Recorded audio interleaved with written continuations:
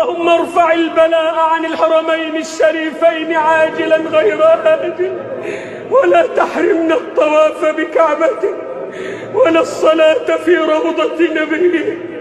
اللهم لا تحرمنا الطواف بكعبتك ولا الصلاة في روضة نبيك. لا تحرمنا من الجمع والجماعات، لا تحرمنا من أداء الصلوات. اللهم لا تحرمنا من الاجتماع للصلوات، اللهم لا تحرمنا من الاجتماع للصلوات.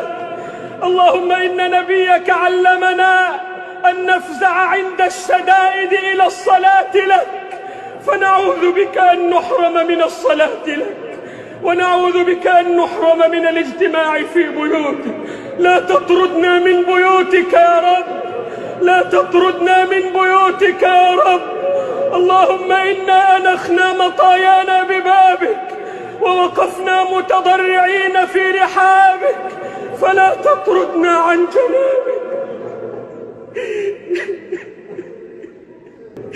اللهم اجعل هذا الوباء تذكيرا للعصاة والمذنبين، واجعله ردعا للظالمين والمتجبرين، واجعله حسرة على الكافرين والمنافقين.